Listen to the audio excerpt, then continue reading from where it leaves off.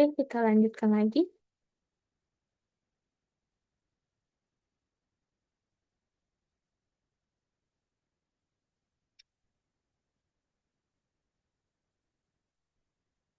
Hmm. Tadi melalui proses metabolisme untuk menghasilkan energi, lemak itu dipecah menjadi asam lemak. Nah, asam lemak itu diketahui ada yang esensial di mana asam lemak atau asam lemak esensial itu tidak dapat diproduksi oleh tubuh, sehingga kita memerlukan sumber makanan untuk memperoleh asam lemak tersebut. Nah, kemudian di sini ada pengertian dari lipid. Jadi, lipid itu adalah eh, sesuatu atau komponen yang tidak larut di dalam air, namun dia larut dalam larutan organik, misalnya ether, kemudian kloroform, benzen, dan aseton. Lemak ini dia bisa, ataupun lipid, dia itu bisa berbentuk, ada yang bentuknya sebagai fat ataupun lemak, ada juga dalam bentuk minyak, kemudian ada berbentuk eh, wax ataupun milin. Nah, untuk lipid ini dia tersebar itu di seluruh atau terdistribusi di tumbuhan, ada juga di hewan-hewanan. Nah, yang perlu teman-teman ketahui ada yang membedakan. Jadi lipid ini juga termasuk sebagai fat atau lemak, ada juga sebagai oil. Yang membedakannya apa? Jadi lipid ini kalau dia dalam bentuk fat ataupun lemak, maka di suhu ruang dia akan berbentuk padat. Sedangkan kalau dia berbentuk cair di suhu ruang, maka kita kenal sebagai minyak. Kita lanjutkan lagi. Nah, ini adalah struktur dan fungsi dari lemak. Jadi, lemak ini dia tersusun dari asam lemak dan gliserol, di mana asam lemak ini memiliki rantai hidrokarbon yang cukup panjang, yang mana dia melekat gugus karboksil. Sebentar. Di sini gugus karboksil, COOH. Kemudian yang terakhir ada gugus metil, gugus CH3. Kemudian gliserol itu adalah senyawa organik dalam bentuk alkohol yang memiliki 3 atom karbon dan 5 atom hidrogen serta 3 gugus hidroksil. Ayo kita coba lihat sama-sama. Di sini kalau teman-teman lihat untuk gliserol, C-nya itu ada 3, 1, 2, 3, kemudian eh, atom hidrogennya ada 5, ada 1, 2, 3, 4, 5, dan 3 atom OH atau hidroksil, 1, 2, 3. Ini yang disebut dengan gliserol. Kemudian, kalau asam lemak ini dia melekatnya gugus COOH. Di sini teman-teman bisa lihat, maaf tadi saya sedikit ada kesalahan. Ini ada C, O, dan OH, sedangkan di bagian akhir itu ada gugus metil karena dia eh, met, sehingga C-nya itu 1 hanya 3 nih, metil. C-nya 1 hanya 3. Jadi asam lemak ini kaya akan karbon dan energi yang didesain untuk penyimpanan energi. Jadi secara struktur dia ini bersifat hidrofobik. Jadi dia dapat dimodifikasi dengan proses denaturasi dan elongasi. Kemudian di sini teman-teman bisa kelihatan bahwa jumlah atom karbon dalam asam lemak itu berkisar 4 hingga 36, dan yang paling umum asam lemak itu mengandung 12 hingga 18 karbon. Dalam molekul lemak, asam lemak itu melekat pada masing-masing dari 3 karbon melalui gliserol dengan ikatan ester melalui atom oksigen. Nah, gliserol itu bertemu dengan asam lemak menghasilkan yang namanya trigliserida. Ini dia untuk strukturnya. Nah, ini ada beberapa jenis dari lipid. Jadi, lipid itu juga cukup banyak jenisnya. Ada yang kita kenal sebagai lipid sederhana, yang terdiri dari lemak dan minyak serta lilin. Kemudian, ada yang disebut sebagai kompon lipid. Di situ ada fosfolipid, kemudian ada glikolipid dan sulfolipid. Yang terakhir ada derivat lipid, di mana dia masuk sebagai salah satunya ada alkohol, kemudian asam lemak, sterol. Sterol ini adalah lipid dari tumbuh-tumbuhan. Jadi eh, beberapa mungkin teman-teman pernah mendengar iklan ya, iklan dari minyak goreng. Biasanya dia membuat tagline bahwa minyaknya bebas dari kolesterol. Nah, ini yang menarik teman-teman. Jadi dia tidak overclaim, tapi dia menggunakan istilah-istilah dari lipid. Jadi kalau kolesterol itu biasanya diperoleh dari hewan nih, sedangkan sterol itu dari nabati. Sehingga kalau kita perhatikan atau kita sebagai anak teknologi pangan itu mengetahui bahwa bahan dasar dari minyak goreng itu adalah eh, sawit. Nah, sedangkan sawit itu bisa kita golongkan bahwa itu nabati, sehingga lemak yang tersusun atau yang dikandung adalah dalam bentuk sterol. Makanya dia bisa mengklaim bahwa minyak goreng itu bebas dari kolesterol. Namun, apabila digunakan untuk membuat gorengan yang di situ sudah ada lemak, lemak misalnya dari telur dan lain sebagainya. Di situ ada penggunaan misalnya ayam, daging dan lain sebagainya bisa dalam bentuk rendang, tentu itu sudah mengandung kolesterol. Tapi kalau dia berdiri hanya sebagai minyak, maka bisa kita katakan bahwa dia memang tidak mengandung yang namanya kolesterol. Oke, kita lanjutkan lagi.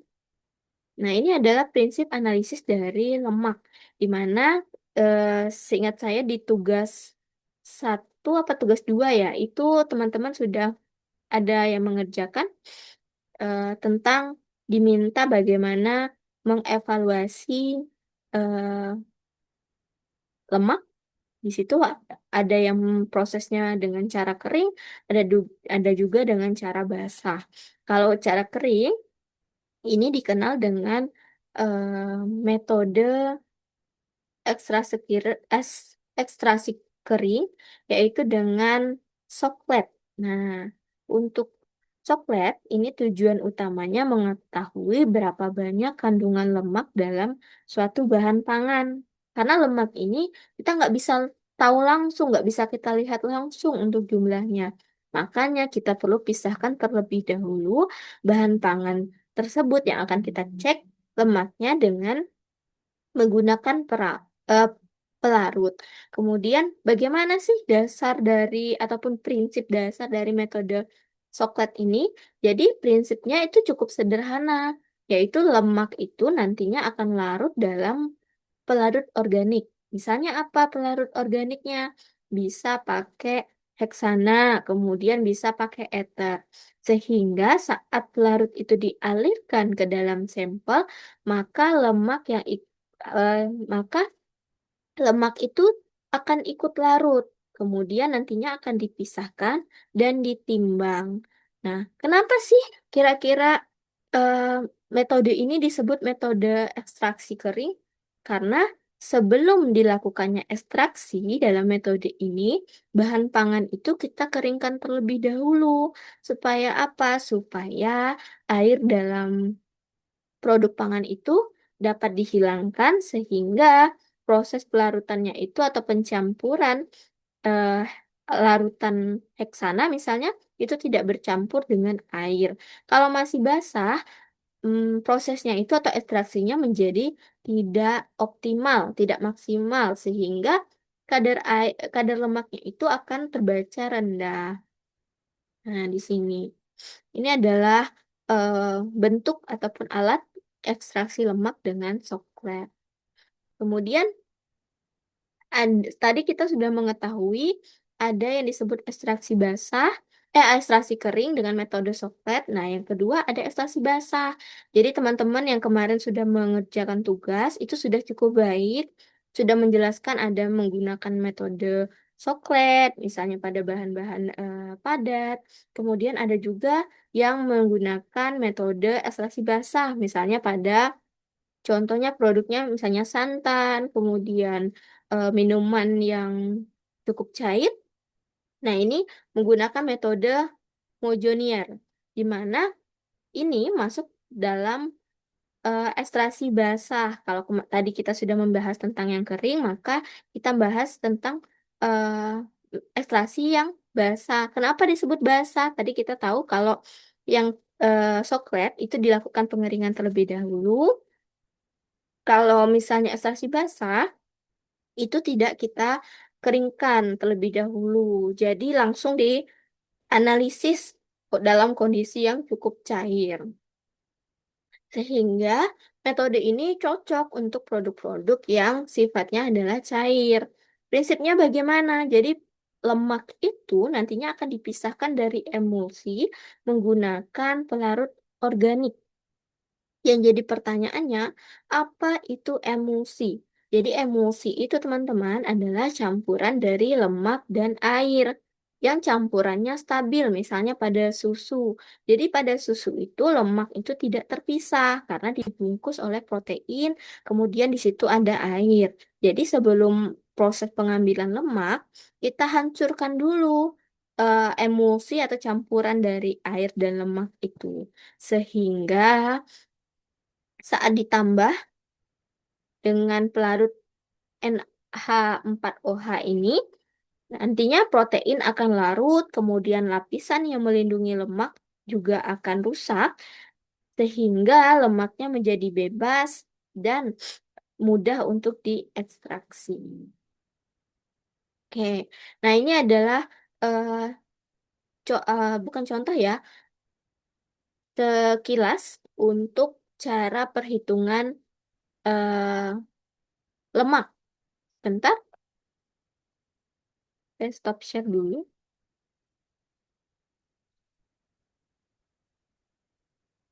Kira-kira saya kecepatan nggak ya teman-teman membahasnya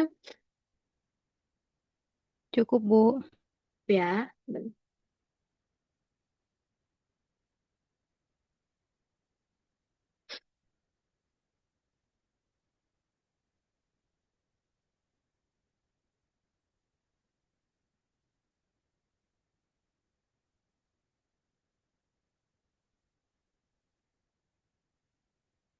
Terus saya mohon maaf ya, saya lagi flu jadi mungkin ada yang sedikit terganggu teman-teman.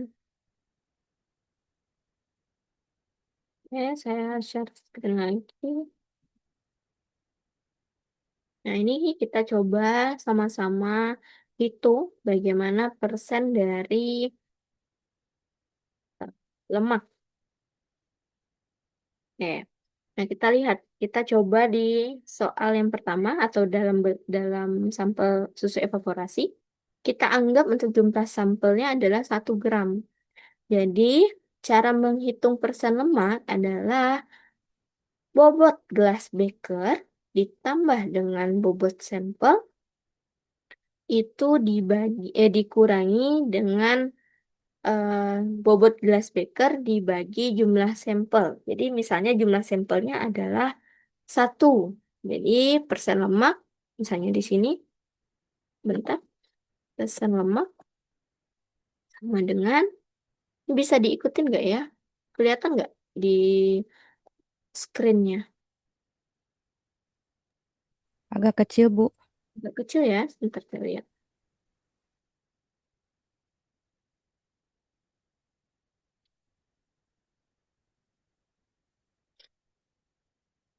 Kalau kayak gini, cukup kelihatan Cukup. ya. Kita masukkan, misalnya kita coba untuk susu evaporasi ulangan yang pertama. Berapa bobot gelas bekernya? Di situ 50,1633 gram. Kita tambahkan dengan bobot sampel. Bobot sampelnya adalah 10. Kita kurangi dengan berat dari beker tadi.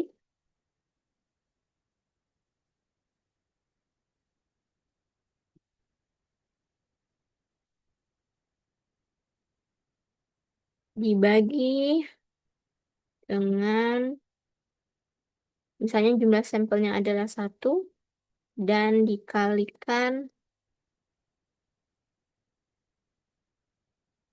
100%.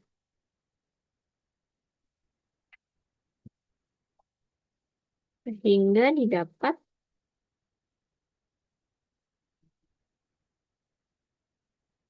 ini kalau ulang hanya mencoba satu ya, satu apa ya, satu sampel saja sehingga tidak ada yang terkecil. Nanti kalau ada sampelnya cukup banyak, teman-teman bisa menambahkan menggunakan yang paling kecil yang mana. Bentar, 60, 60,1633 dikurang 50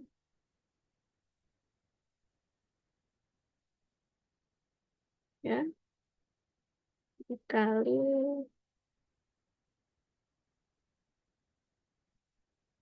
sehingga didapat berapa persen ini teman-teman? 10 bukan, Bu? Ya, 10.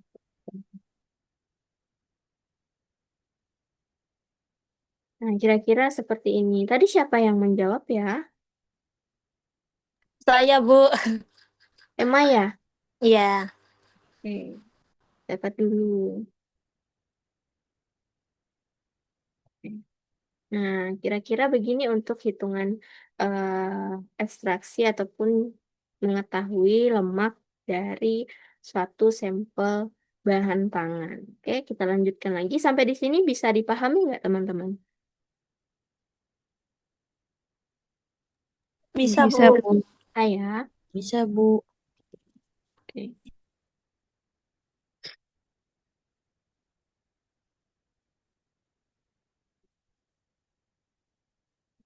kita lanjutkan lagi. Nah, ini adalah prinsip analisis profil asam lemak. Jadi saya tidak terlalu berfokus, yang penting teman-teman tahu bahwa untuk prinsip analisis profil asam lemak itu ada disebut angka penyusunan, kemudian angka iodin, kemudian ARM, dan angka Polensky. Jadi teman-teman silakan dibaca saja untuk prinsip analisis profil asam lemaknya. Di sini ada, di slide juga ada. Nanti materi saya akan saya masukkan ke dalam LMS, jadi sebagai materi pengayaan. Kemudian sedikit untuk bilangan iod. Jadi bilangan iodin atau iod tadi itu merupakan ukuran jumlah iod dalam gram yang dapat diserap oleh 100 gram lemak dan minyak.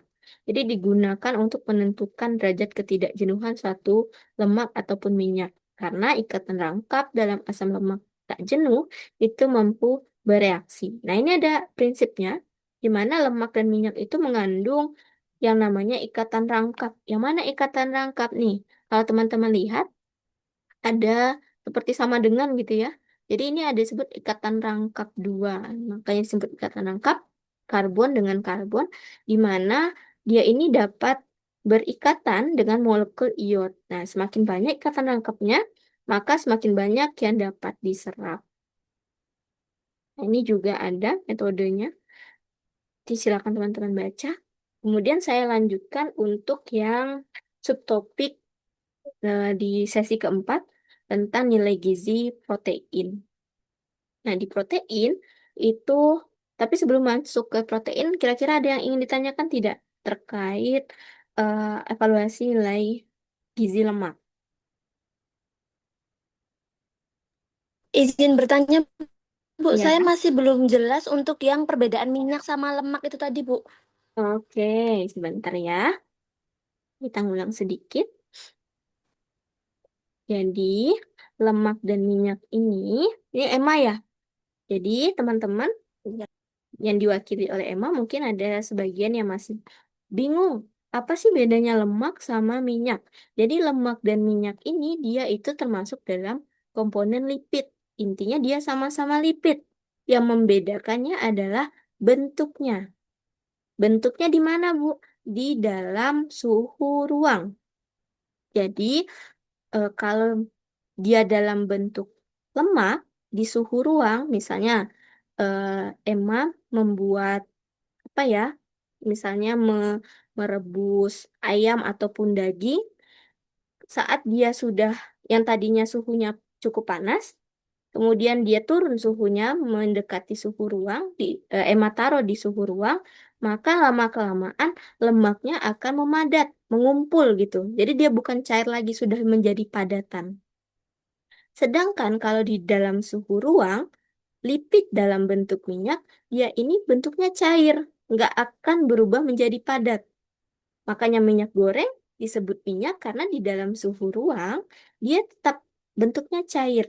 Sedangkan kalau dia sudah ditaruh ataupun disimpan di suhu yang dingin, maka dia akan apa ya, memadat gitu ya. Itu yang membedakannya. Jadi yang perbedaannya ada di saat suhu ruang. Di saat suhu ruang, lemak itu akan berbentuk padatan. Sedangkan kalau minyak di suhu ruang, maka dia akan berbentuk cair. Bisa dipahami, emang? Bisa, Bu. Berarti misal margarin atau mentega itu kalau cair nggak serta-merta disebut minyak juga, tetap lemak gitu. Ya, jadi kalau margarin, nah ini menarik nih teman-teman. Ada yang disebut mentega, ada yang disebut margarin. Kadang-kadang orang suka sama nih. Oh, ini bikin kue. Oh, udah, ini pakai mentega. Ternyata yang dibelinya adalah, misalnya, mohon maaf ya saya sebut merek, misalnya Blue Band. Padahal Blue Band itu adalah bentuk dari margarin. Biasanya di kemasan ditulis tuh margarin gitu ya. Margarin dengan mentega ataupun butter itu berbeda, teman-teman. Kalau mentega itu bahan utamanya adalah lemak hewani.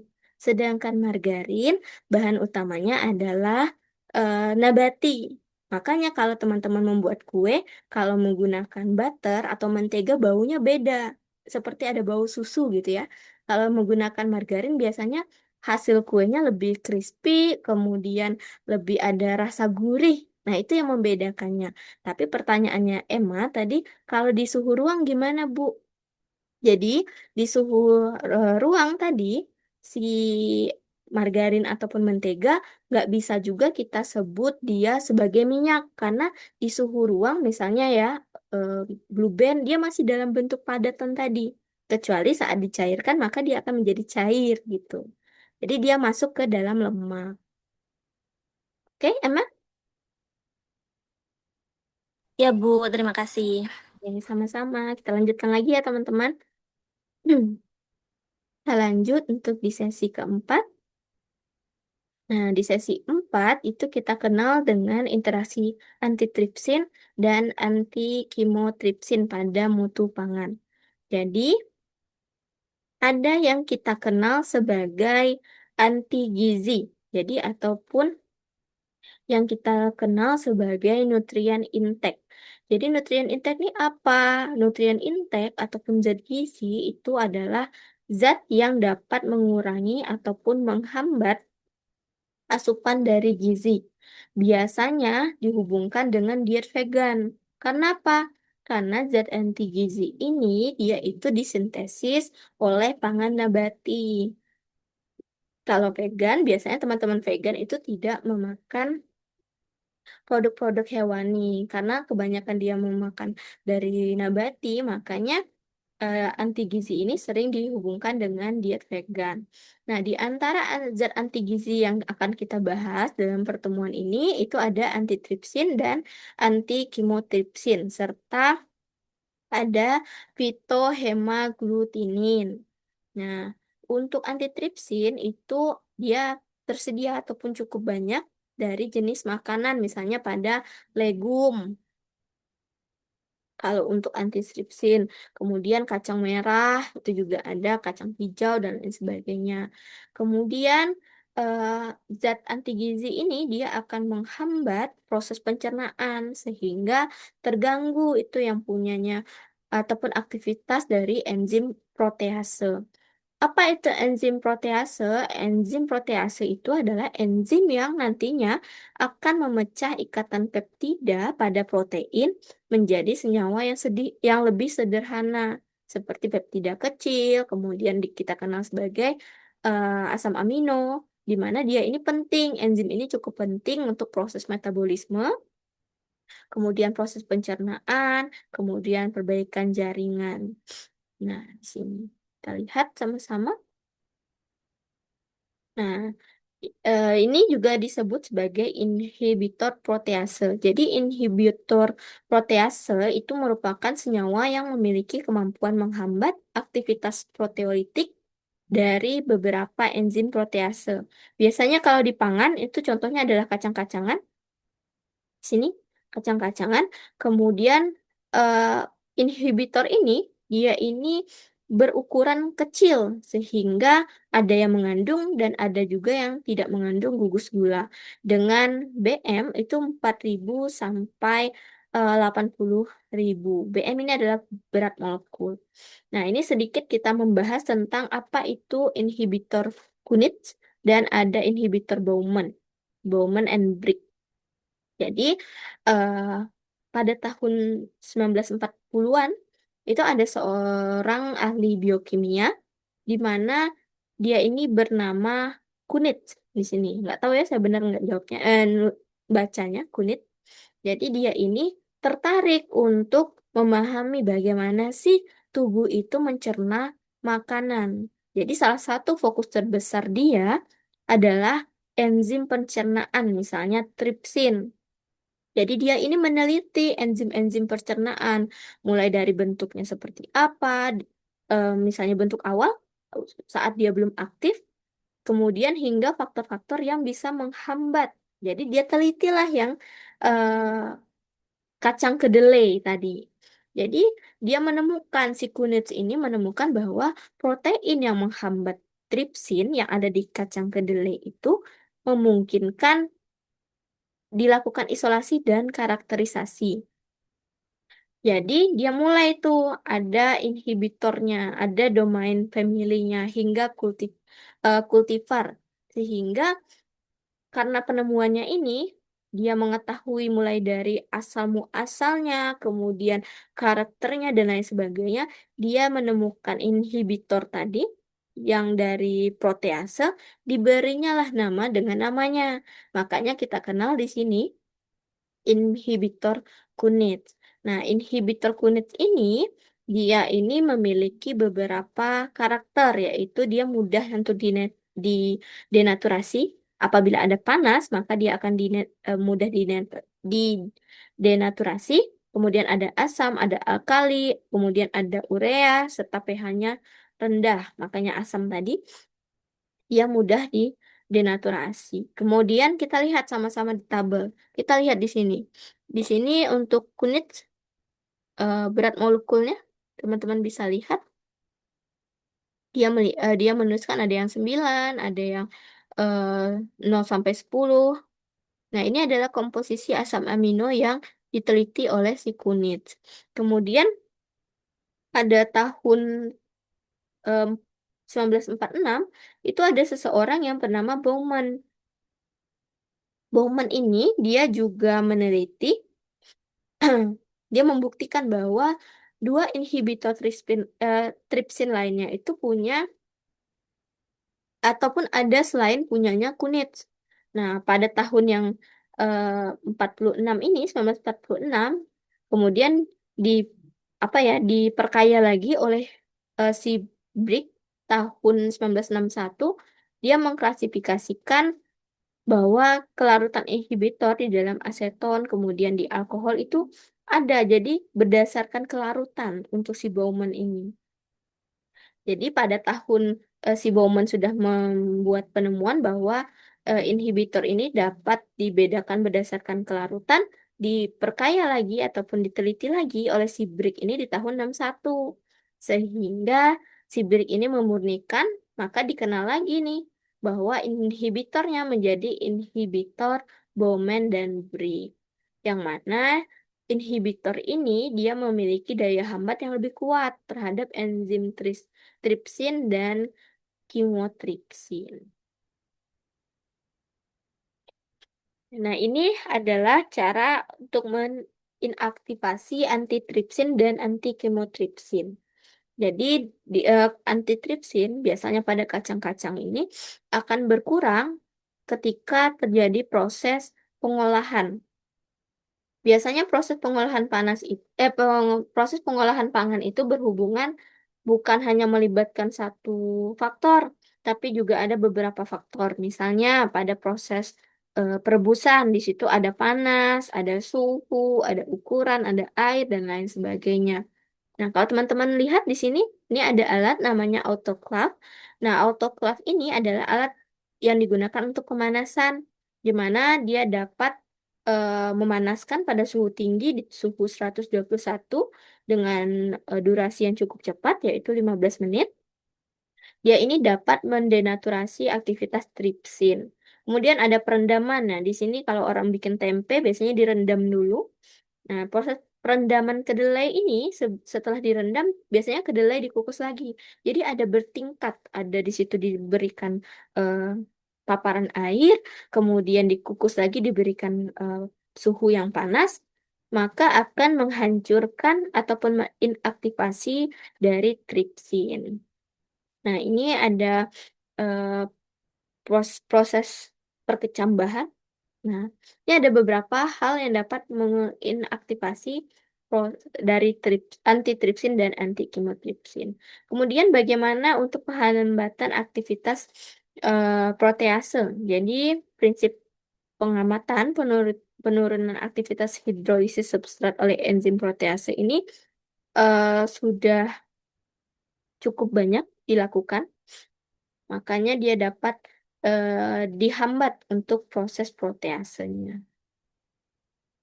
Nah, ini adalah interaksi dari fitohemaglutinin. Tadi kita sudah membahas antitripsin dan anti-kemotripsin. Sekarang kita membahas tentang fitohemaglutinin. Bentar.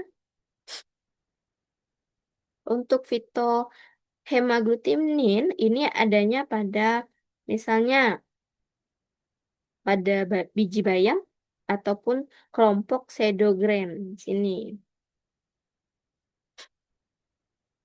Lanjutkan lagi. Nah, hemaglutinin ini adalah jenis glikoprotein antinutrisi yang mampu mengaglutinasi atau mengumpalkan eritrosit. Eritrosit itu sel darah ya, jadi dia dapat mengganggu sirkulasi darah sehingga sel darah merah kita itu dapat menggumpal. Dia disebut fitoglutinin karena dia berasal dari tanaman. Di sini ada fito. Jadi dia fitoglutinin. Jadi dia berasal dari tanaman. Jadi hemaglutinin ini sumbernya ada dari kacang-kacangan, ada dari serealia, ada juga dari tumbuh-tumbuhan. Jadi hanya sel tertentu yang akan menggumpal tergantung dari struktur gula tadi di membran, kemudian dapat menyebabkan stimulasi limfosit. Kemudian untuk polifenol, nah ini polifenol di tugas kemarin juga sudah ada membahas tentang polifenol. Polifenol ini terdapat pada tanaman. Jadi biasanya bentuknya ada yang dalam bentuk asam folat, kemudian flavonoid, ada dalam bentuk tanin. Dia ini terdistribusi di seluruh bagian tanaman. Termasuk apa saja bagian dari tanaman? Ada batang, kemudian ada akar, ada buah biji, kemudian ada daun. Nah, di situ adalah bagian dari tanaman. Senyawa ini dia dapat dianalisis dengan HPLC. Jadi HPLC itu merupakan metode pemisahan komponen berdasarkan kepolaran dan afinitas terhadap fase diam ataupun kolom dan fase gerak, yaitu pelarut. Bagaimana sih pengaruh fisiologis dan gizinya? Jadi dengan adanya kandungan misalnya tanin, asam folat, yang mana bagian dari polifenol, dia ini dapat menurunkan daya cerna dan bioafibilitas dari mineral. Bukan cuma mineral, dia juga dapat mempengaruhi daya cerna protein. Misalnya di bioafibilitas mineral. Jadi apa sih bioafibilitas mineral ini? yaitu proporsi ataupun fraksi mineral dari makanan yang dapat diserap oleh tubuh. Setelah diserap, dia didistribusikan sehingga dapat digunakan tubuh untuk fungsi fisiologis. Nah, ini menentukan seberapa efektif nutrisi tersebut dapat dimanfaatkan. Jadi bukan dalam jumlah total yang dikonsumsi, tapi seefektif apa dapat dimanfaatkan. Kemudian dia juga akan mempengaruhi metabolisme vitamin C. Jadi flavonoid ini dia mempengaruhi metabolisme vitamin C ataupun yang kita kenal dengan asam askorbat, terutama dengan cara dia akan meningkatkan efektivitas, kemudian stabilitas juga dia tingkatkan dan aktivitas antioksidan di dalam tubuh. Nah, sayangnya eh, mohon maaf, polifenol ini dia itu mudah teroksidasi. Nah, dia ini mudah teroksidasi oleh yang namanya proses Maillard. Nah, proses Maillard ini akan kita bahas di sesi kelima setelah kita membahas polifenol. Akan dijelaskan lebih lanjut. Tapi teman-teman sudah ketahui bahwa adanya reaksi Maillard ini eh, mempengaruhi fisiologis dan gizi dari polifenol di dalam produk pangan. Kemudian bagaimana cara untuk menginaktivasinya? Jadi keberadaan tadi polifenol ini bisa kita inaktivasi. Misalnya ini ada penelitian oleh Sam Martin et al. Tahun 2002 itu dia meneliti bahwa metode ataupun teknologi HHP ataupun High Hydrostatic Pressure itu dia dapat menginaktivasi senyawa polifenol.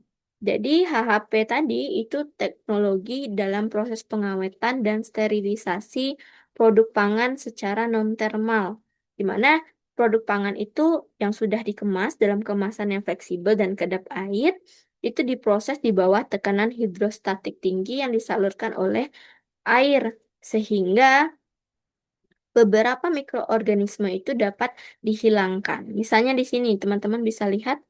Nah, ini produknya dimasukkan dalam suatu tempat. Tempatnya nanti di sini akan diberikan tekanan tinggi, tekanan air yang cukup tinggi. Nah, kemudian eh, penelitian yang sama juga dilakukan oleh Liu di tahun 2013. Dia juga membahas bahwa teknologi HHP dapat meninaktivasi dari asam fenolat ataupun polifenol.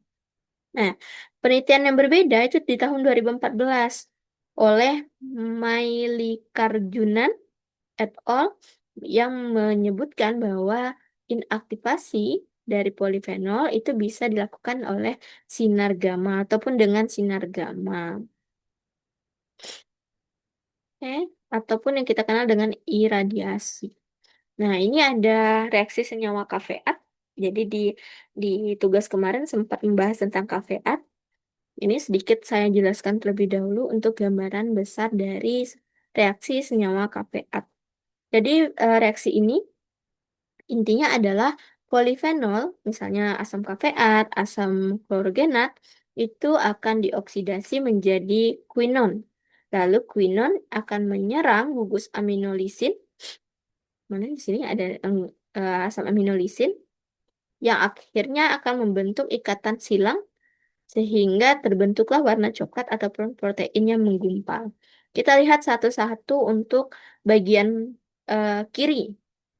Nah, di kiri ini ada senyawa asam fenolat. Di sini ada O, ini asam fenolat, di mana ini termasuk senyawa fenolik yang masih memiliki gugus OH. Kita lihat di bagian bawah di sini. Pada bagian bawah ini ada tulisan ada enzim, kemudian ada alkali, yang mana eh, adanya proses oksidasi yang dibantu oleh enzim, kemudian ada oksigen ataupun kondisi basah, dia akan menghasilkan quinon di sini. Sini, bentar. Jadi apa yang berubah? Kita lihat. Yang tadinya ada OH di sini, dia akan berubah menjadi O saja di sini. Nah, dia dalam bentuk quinon. Akibatnya, dia akan mencari elektron karena quinon ini bentuknya em, sangat reaktif dan dia ini kekurangan elektron. Karena dia kekurangan elektron, maka dia akan mencari elektron. Sedangkan NH ini dia ini punya elektron, makanya dia akan saling bereaksi. Kemudian kita lihat di sini di bagian atas. Di sini ada dituliskan NH list di sini ya, NH2 list. Nah, ini adalah gugus asam amino dari lisin protein. Di sini dituliskan ada pH netral dan alkalis. Artinya pada pH netral ataupun basa gugusnya akan lebih aktif sehingga dia akan mudah menyerang quinon. Jadi hasil strukturnya maka kita lihat dia sudah berikatan di sini. Ikatan bahwa si lisin itu sudah terikat dengan NH dari protein. Kira-kira seperti itu. Kemudian kita lihat di struktur selanjutnya. Jadi dari struktur ini NH lisin ini dalam bentuk kinon lisin ada panah ke atas. Ini teman-teman bisa lihat ke atas. Ini terjadi oksidasi lagi, membentuk kinon baru yang punya lisin ini. Kita lihat ada panah turun di sini. Panah turun ada NH2 lisin di sini. Teman-teman lihat. Sehingga dia akan saling serang, mengikat lagi lisin yang pertama dengan lisin yang kedua. Dan terjadilah cross link ataupun ikatan silang protein. Sini. Kira-kira seperti itu. Oke, sampai di sini ada yang ingin ditanyakan, teman-teman? Izin bertanya, Bu. Iya. Yang tadi yang antitripsin, untuk antitripsin sendiri kan ditanganinya agar tidak berefek negatif terhadap tubuh kan dengan melakukan pemanasan. Mm-mm. Tapi beberapa bagian apa ya yang kayak Jaidul Akbar tuh mengatakan ketika kita mengkonsumsi tempe mentah itu sebagai probiotik. Nah, itu bagaimana, Bu? Oh, jadi eh, saya ulangi ya, saya takut salah teman-teman. Jadi ada yang mengatakan tripsin ini dia ada di eh, produk kacang-kacangan gitu ya. Tapi untuk Betul. menggunakannya bisa menggunakan proses pengolahan misalnya dikukus tadi kemudian dengan ini autoclave gitu ya ada proses panas. Tapi ada penelitian lain yang menyebutkan bahwa ada apa ya tadi ya yang lebih baik dikonsumsi dalam bentuk mentah ya. Betul. Apa ya tadi yang Betul. itu Ya, yang dalam bentuk mentah. Kita ya tempe sebenarnya kan tempe juga sebenarnya udah semi matang ya. Cuman Mm-mm. di tempe itu sendiri masih mengandung kalau tempe yang belum diolah lebih lanjut digoreng atau di sayur dan sebagainya itu masih semi matang itu kan juga masih mengandung antitripsin. Nah, itu apakah memang masih tinggi kandungan antitripsin? Apakah aman dikonsumsi juga? Oke. Nah, jadi memang ada beberapa penelitian yang menyebutkan mungkin lebih baik sebagai probiotik ya tadi ya disebutkan ya.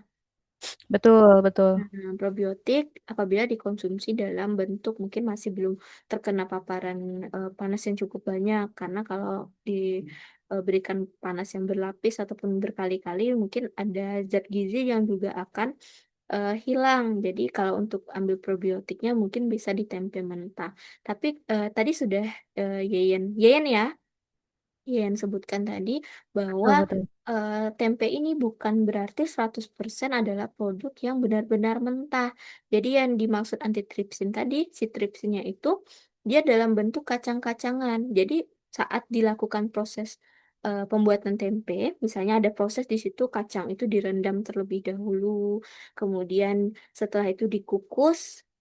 Saat dikukus, maka terjadi tadi ada tekanan atmosfer, sehingga dia akan menginaktifkan antitripsin yang dapat menghancurkannya. Bahkan lebih efektif lagi, apabila adanya air, kemudian ada proses panas, misalnya perebusan tadi, itu bisa eh, benar-benar menghilangkan si tripsin tadi. Jadi bukan berarti dalam konteks kita memakan tempe yang belum apa ya, belum diolah, misalnya digoreng ataupun digoreng lah ya, misalnya itu si antitripsinnya masih masih ada. Mungkin masih ada kalau memang ada penelitian, tapi saya belum membaca lebih jauh. Tapi se, apa ya, pemberian proses pangan, misalnya tadi ada perebusan, perendaman, pengukusan, itu cukup untuk menginaktivasi antitripsin, bahkan dapat menghancurkannya. Apalagi di situ juga ada proses fermentasi, misalnya diberikan sejumlah jamur sehingga nantinya dia akan terbentuklah menjadi si tempe tadi. Jadi bukan berarti dia ini masih mentah, tapi adanya proses tadi dari perebusan itu lebih efektif lagi dari yang bisa mengaktifasi, dia bahkan bisa menghancurkan si antitripsinnya. Gitu kira-kira.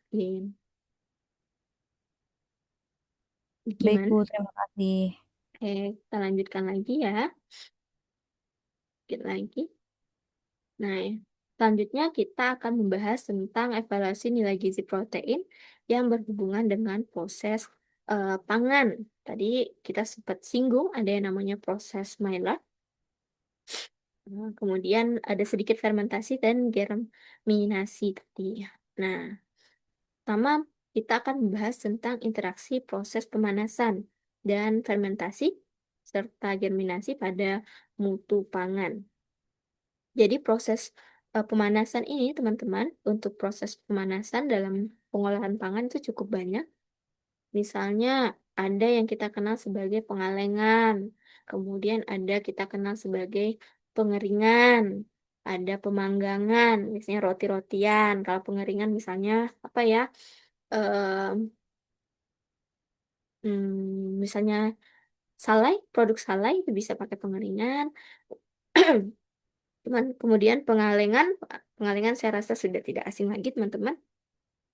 Misalnya produk ikan kalengan. Nah, sedikit informasi ataupun tambahan pengetahuan untuk teman-teman. Jadi dalam proses pengalengan ini cukup perlu diperhatikan bahwa dalam proses pengalengan ada mikroba yang masih dapat tumbuh. Namanya, seingat saya, bakteri Clostridium botulinum. Ciri-cirinya kalau dia di produk pangan kita, produk kalengan, kaleng eh, produk pangan itu akan menggembung. Jadi kalau teman-teman nanti main ke market atau kemana gitu ya, mau beli produk pangan dalam bentuk kalengan, teman-teman cek lagi kira-kira expirednya sudah masuk belum ya. Kalau dia belum masuk tapi produknya sudah menggembung, itu usahakan teman-teman tidak usah menggunakan ataupun membeli produk tersebut. Karena diduga ada bakteri tersebut di dalam kaleng produk pangan. Jadi si bakteri Clostridium ini dia itu yang berbahaya bukan dalam bentuk bakteri tapi si toksinnya tadi. Jadi produk pangan padahal proses pengalengan sudah dilakukan pemasakan produk terlebih dahulu, kemudian diberikan panas lagi dalam proses dia mengalengkan, kemudian mensterilisasi. Tapi si bakteri ini walaupun dia sudah mati, toksinnya tidak mati, teman-teman. Jadi kalau dalam kecantikan, biasanya teman-teman mengenal dengan istilah botox. Nah, botox itu adalah toksin yang diambil dari Clostridium tadi. Sehingga toksin apabila kita terkena dari Clostridium itu dapat menyebabkan paralisis. Jadi seperti apa ya? Paralisis itu seperti lumpuh gitu. Makanya produk-produk kecantikan menggunakan botox itu supaya wajahnya tidak mengalami apa ya? Tidak mengalami penuaan karena otot-ototnya ya mungkin ya itu sudah dilumpuhkan terlebih dahulu jadi tidak bergerak gitu ya, tidak ada perkembangan. Nah, tapi kalau di produk pangan ini sangat tidak boleh terjadi. Kemudian saya lanjutkan lagi, itu sedikit informasi untuk teman-teman. Produk pemanasan atau proses pemanasan tadi ada pengalengan, pengeringan, pemanggangan, ekstruksi, kemudian pasteurisasi dan sterilisasi. Tapi karena tadi kita sedikit menyinggung yang namanya reaksi Maillard, maka kita akan membahas tentang pemanggangan. Nah, pemanggangan ini biasanya dia lebih berfokus pada pengolahan pangan dengan metode pemanggangan. Jadi dalam proses pemanggangan itu terjadi perubahan kadar-kadar asam amino, misalnya pada produk roti. Jadi pada produk roti itu kan di situ ada protein, misalnya dari terigu. Nah, itu akan terjadi perubahan yang mana kandungan asam amino yang saat gandum itu digiling maupun dalam bentuk terigu yang diolah menjadi roti itu akan membuat ataupun menyebabkan reaksi Maillard terjadi. Jadi reaksi Maillard ini dia berfokus pada kandungan lisin. Jadi semakin lama pembanggangan maka akan mengurangi kandungan dari lisin. Sehingga dapat kita asumsikan bahwa dalam proses pemanggangan di situ ada yang namanya panas. Jadi semakin panas maka akan mengurangi kandungan lisin. Jadi reaksi Maillard ini dia berhubungan dengan keberadaan gula reduksi. Misalnya dalam pembuatan roti. Jadi dalam pembuatan roti itu nggak hanya tepung, di situ juga kita tambahkan ada gula, kemudian ada susu skim, yang mana di dalamnya itu ada yang namanya gula pereduksi. Jadi, apabila ada gula pereduksi, kemudian diberikan paparan panas yang cukup lama, maka akan menyebabkan reaksi Maillard. Nah, reaksi Maillard ini, dia ini dapat berhubungan dengan daya cerna. Jadi, biasanya akan meningkat saat proofing, namun daya cernanya itu akan menurun saat proses pemanasan. Jadi, semakin lama waktu pemanggangan, maka semakin meningkatkan kehilangan dari lisin, baik secara alami maupun secara ditambahkan. Kemudian kita kenal juga dengan fermentasi. Nah, kalau fermentasi, kalau teman-teman lihat di RBV, itu ada membahas tentang kedelai dan non-kedelai. Jadi kalau di kedelai, ada ada yang kedelai misalnya pada produk tempe di sini yang pertama kedelai dulu. Jadi dalam proses pembuatan tempe itu ada digunakan bahan utama yaitu kacang kedelai. Pembuatan tempe itu dengan fermentasi oleh kapang. Jadi di Indonesia ini cukup bervariasi tergantung daerah lagi. Biasanya untuk produk tempe ini masih pembuatannya cukup tradisional dengan kondisi yang biasanya ada yang terkontrol, ada juga yang tidak terkontrol, ada juga yang kulturnya murni, ada juga yang tidak murni. Nah, di dalam pembuatan itu ada yang kita sebut sebagai nitrogen larut, yang mana nitrogen larut ini dia terkandung di kedelai, biasanya akan meningkat kadarnya itu setelah proses fermentasi. Sedangkan kadar nitrogen total itu biasanya tetap bersifat konstan. Jadi yang meningkat adalah nitrogen larut, sedangkan kadar nitrogen total itu bersifat konstan. Kemudian, eh, kandungan protein kasar dalam kedelai itu biasanya tidak dipengaruhi oleh proses fermentasi, tapi umumnya eh, terjadi kenaikan ataupun penurunan dari kadar asam amino. Misalnya dalam bentuk triptofan, kemudian dalam bentuk alanin. Nah, ini juga akan meningkat sekitar 20%. Tapi untuk fenilalanin, kemudian lisin, dan metionin itu akan menurun. Kemudian kita lihat lagi untuk yang non-kedelai.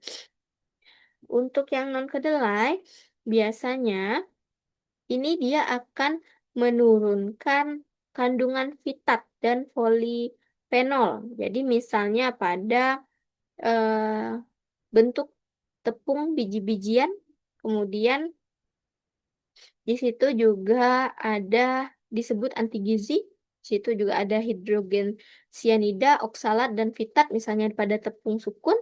dan meningkatkan protein pada buncis. Jadi fermentasi ini juga ada dilakukan di enam kedelai, misalnya pada tepung biji-bijian, kemudian ada tepung sukun, memang agak jarang ya. Kemudian pada buncis, nah itu juga dapat meningkatkan proteinnya. Nah, yang terakhir ada germinasi. Jadi germinasi ini dia dapat meningkatkan daya cerna, yang mana terjadi proses hidrolisis protein yang akan meningkatkan kelarutan. Maka terjadi penurunan pH sehingga antigizi dan jembatan disulfida itu dapat terdegradasi. Nah, ini sedikit untuk reaksi Maillard. Ini cukup banyak ya untuk di reaksi Maillard. Jadi di reaksi ini biasanya cukup kompleks. Jadi ada yang kita sebut sebagai reaksi Maillard awal di sini. Ada juga kita sebut sebagai reaksi Maillard lanjutan. Kita lihat dulu untuk reaksi Maillard yang pertama. Jadi reaksi Maillard ini, dia ini membuat produk kita memiliki warna kecoklatan. Jadi pada tahap awal, ini adalah tahap kondensasi, yang mana pada reaksi Maillard yang pertama ataupun tahap awal ini dia tidak menghasilkan warna. Jadi kita sebut sebagai non-enzymatic browning. Jadi dia belum memberikan warna. Ada 3 spesies utama, yaitu ada protein yang apa ya nih ya? Ada di sini ada glukosa, ada kondensasi gula pereduksi dengan asam amino, ada protein. Yang mana reaksi ini dimulai saat gula pereduksi glukosa itu dia memiliki gugus aldehid yang aktif, yaitu CH rangkap 2O di sini. Semoga teman-teman bisa lihat ya. Di sini dia akan bertemu dengan gugus amino bebas di sini NH2 dari protein. Nah, di dalam pangan biasanya gugus amino ini sering ataupun berasal dari asam amino esensial, misalnya lisin. Nah, dia akan berikatan di sini menyerang karbon ataupun karbonil dari glukosa sehingga akan melepaskan satu molekul air H2O. Kemudian hasil kondensasi itu akan membentuk senyawa antara yang tidak stabil yang disebut sebagai basa Schiff nih di sini. Nah, ciri utamanya adalah terbentuknya ikatan rangkap antara karbon dan nitrogen. Sini ada karbon dan nitrogen. Dia ada rangkap 2, ini cirinya. Sehingga senyawa ini mengalami siklisasi yang cukup cepat. Nah, kemudian dilakukan lagi masuk ke fase ketiga, namanya Amadori compound. Jadi penataan jadi gitu ya. Jadi ini yang membuat ataupun sebagai kunci utama tahap awal. Jadi basa Schiff ini dia akan mengalami penataan ulang molekul, kemudian menghasilkan senyawa amadori. Ini gugus yang tadinya aldosa dia menjadi ketosa. Nah, kemudian kita masuk ke tahap 2. Ini adalah reaksi lanjutan dari glukosa dari reaksi Maillard, mohon maaf. Jadi pada saat proses pemanggangan di situ terjadi suhu yang terus naik sehingga yang tadinya terbentuk akan pecah menjadi 3 buah jalur. Di sini ada jalur fission, dehidrasi, kemudian ada striker degradasi ya di sini. Nah, ini pecah nih. Kira-kira seperti itu. Sebentar. Nah, jadi di dalam reaksi Maillard ini, yang lanjutan terutama asam-asam amino itu akan rusak, terutama yang lisin. Nah, yang lisin itu akan rusak, sistin juga akan rusak, sehingga terjadi yang namanya reaksi dengan senyawa di antara, misalnya karbonil dan aldehid. Jadi penurunan asam amino secara biologis, misalnya dalam bentuk leusin, kemudian asam amino lainnya, itu akan menurunkan ataupun akan membuat terbentuknya ikatan silang, sehingga menurunkan kecepatan pencernaan dari protein. Nah, sedikit lagi, ini untuk yang alkali, sisa alkali dan iradiasi. Nah, ini untuk alkali. Untuk alkali ini dia juga bertujuan, jadi pemberian alkali ini dia bertujuan untuk mengekstrak dan memperbaiki sifat fungsional protein. Masalahnya, penggunaan suhu yang tinggi ini dia dapat menyebabkan resemisasi AA dan pembentukan lisinolalanin. AA ini maksudnya asam amino ya, sehingga nilai gizi turun. Nah, resemisasi ini dia dapat menurunkan daya pencernaan karena terbentuknya ikatan silang dan destruksi ataupun rusaknya asam amino. Kemudian pembentukan lisoalan, lisoalalanin ini atau LAL pada protein makanan itu terjadi di pH 9 hingga 12 dan lebih cepat lagi apabila ada panas. Nah, ini adalah mekanisme pembentukan lisolalanin. Jadi kalau kita membahas tadi interaksi protein dengan gula, itu kita kenal dengan reaksi Maillard. Nah, kita membahas yang namanya reaksi yang terjadi pada protein bila terjadi proses pemanasan. Tadi di sini sudah panas, ada suhu tinggi dengan kondisi alkali. Nah, kondisi alkali ini kita kenal dengan kondisi basa. Kalau tadi di reaksi Maillard itu melibatkan yang namanya gula pereduksi, kalau di alkali ini tidak melibatkan gula pereduksi. Nah, reaksi ini yang cukup terkenal dalam toksikologi pangan yaitu LAL ini. Oke, ini ada proses pembentukannya. Ada jalur yang pertama, ada beta eliminasi reaksi. Jadi di sini ada eliminasi dari beta karena proteinnya dipanaskan, kemudian kondisinya alkali, maka akan terbentuk yang namanya dehidroalanin residu di sini. Begitu juga dengan post substitusi reaksi, yang mana dia akan menghasilkan ada yang disebut DL, ada yang disebut DD. Ini adalah bentuk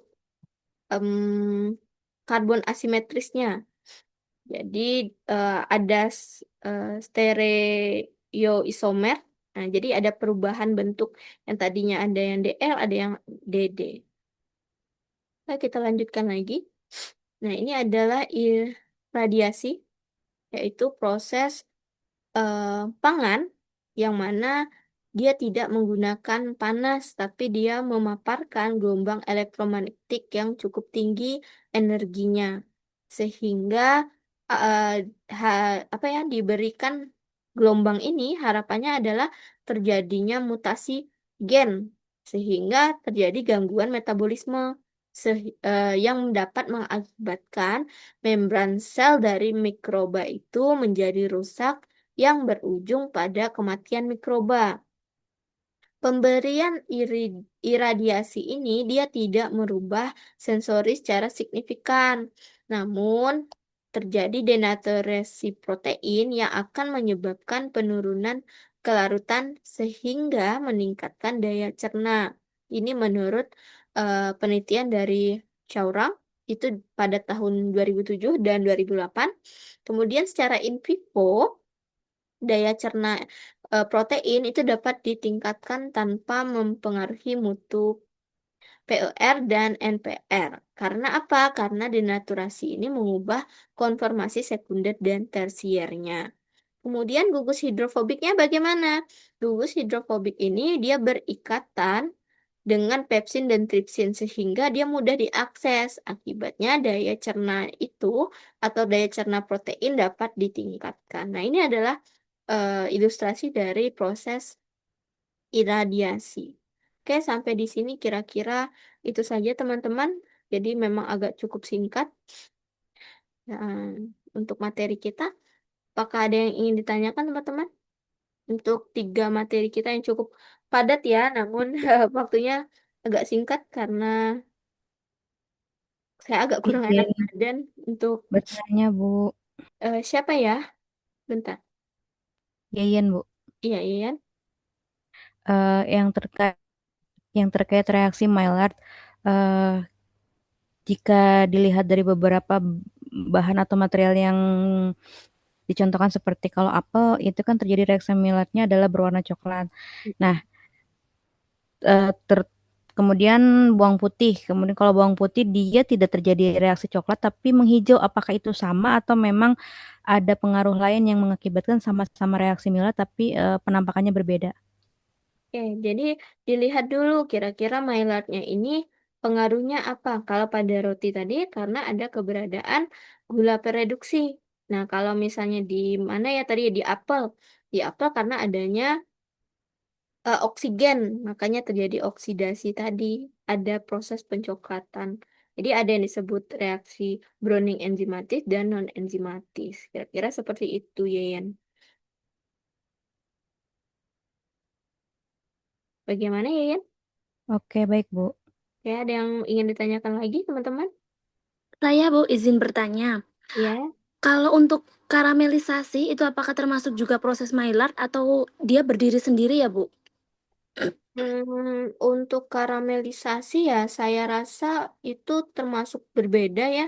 Tapi saya lupa juga itu untuk yang proses Maillard atau bukan. Nanti saya coba lihat lagi ya. Setahu Oh, saya sih berbeda ya untuk yang Maillard dengan karamelisasi. Nanti oh saya jadi, izin menjawabnya di grup ya, Emma. mm. Iya baik Bu, terima kasih. Oke, ada yang ingin ditanyakan lagi teman-teman?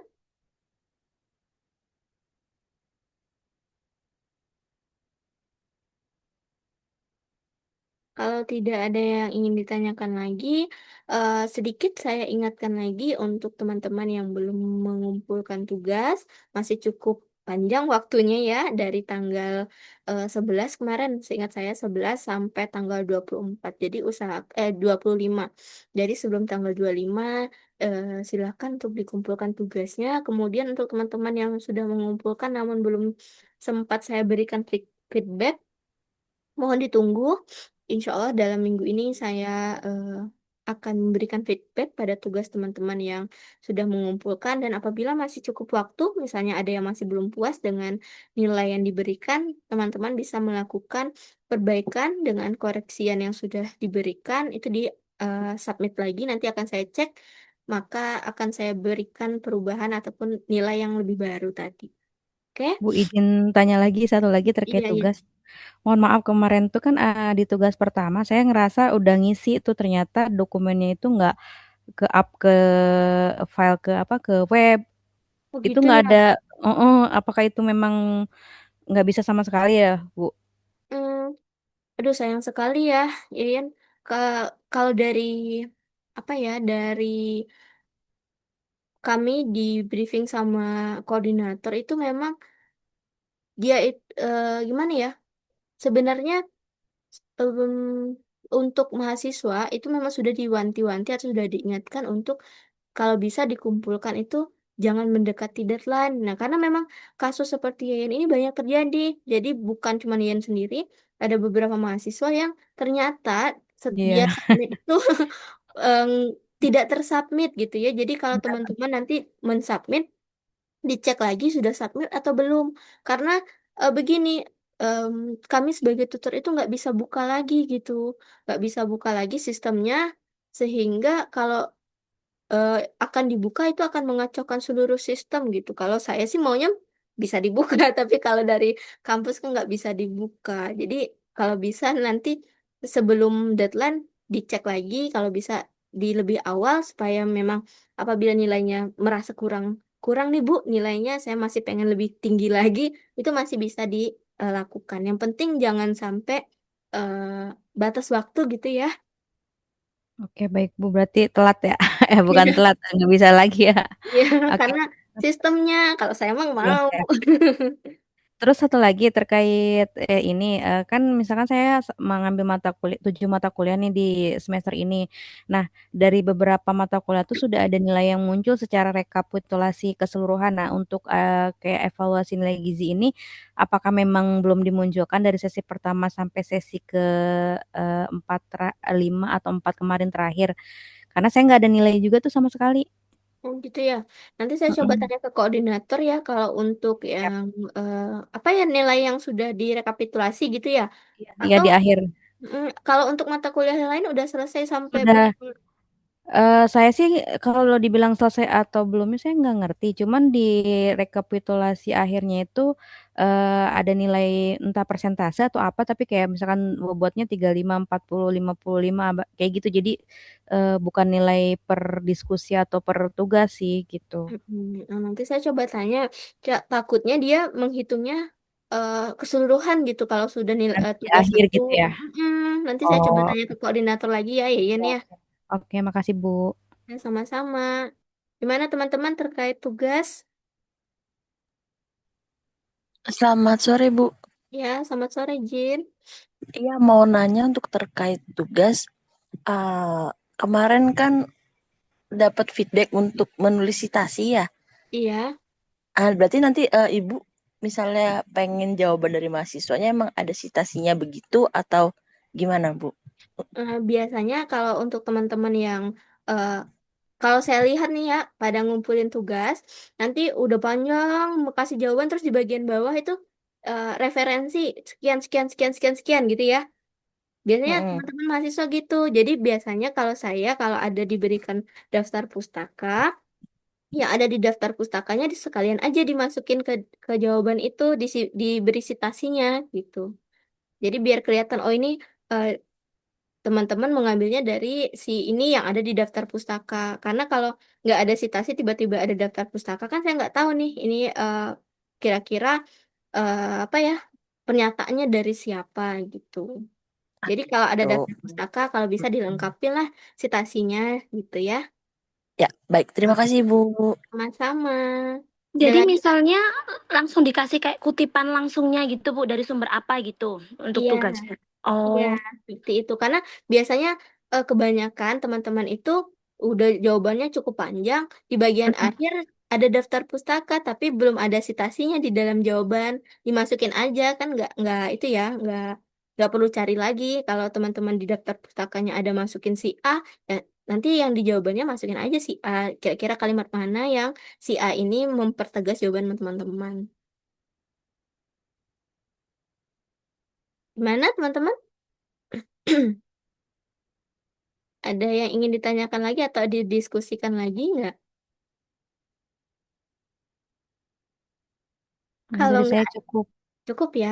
Kalau misalnya ada pertanyaan lagi, silakan di grup aja. Itu sudah saya buka untuk teman-teman bisa bertanya di grup.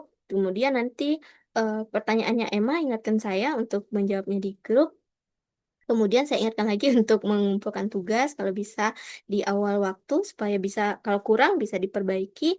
Kemudian untuk file materi insya Allah akan saya upload segera di LMS, jadi teman-teman bisa mendownloadnya ataupun memiliki apa ya PPT ataupun materi kuliah yang sudah saya buat gitu ya. Oke, sebelum selesai saya tutup untuk pertemuan kita, saya ingin untuk melakukan sesi screenshot dulu sebagai bukti kehadiran. Silakan teman-teman di open kamera semuanya. Hari ini cukup banyak ya yang masuk sekitar 18. Oke, ada adikku semua, kemudian Uti, Siti, ya. Kemudian Okta bisa, Ferry mungkin. Kemudian ada Sagira, Fajriyah, Trimujiati bisa di open kamera. Yesi bisa di open kamera. Yesi, Ferry, Fajriyah, Sagira, Okta. Kita nunggu sebentar ya teman-teman sampai open kamera semua. Nggak terasa minggu depan ya nggak salah saya. Kita sudah di minggu ke-7, kita sudah web yang terakhir. Jadi 3 kali saja untuk web kita. Oke, Emma silakan Emma, kemudian ada Sagira, Fajriyah, dan Tri Mujiati. Ini ada nggak ya orangnya? Untuk Tri Mujiati ini open eh, mic ya. Oke, ada yang sedang bekerja ya. Oke, kalau begitu saya izin untuk ambil screenshot fotonya. 1, 2, 3. Tahan ya, bentar ya.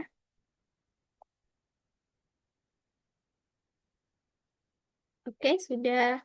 Nah, kemudian untuk teman-teman, jangan ragu kalau ada masukan untuk saya sebagai tutor dalam menjelaskan teman-teman terkait mata kuliah ataupun materi yang saya sampaikan. Kalau ada yang masih belum paham, silakan untuk ditanyakan di grup ataupun di personal chat juga nggak masalah. Oke, saya mohon maaf untuk hari ini sedikit lebih awal selesainya karena sedang kurang enak badan, maka saya tutup untuk pertemuan web kita yang kedua. Wabillahi taufiq wal hidayah. Assalamualaikum warahmatullahi wabarakatuh. Terima kasih ya. Terima Waalaikumsalam. kasih, Bu. Terima kasih semuanya. Terima kasih, Bu. Terima kasih. Izin Hmm, keluar, Bu. baik. Saya izin live ya.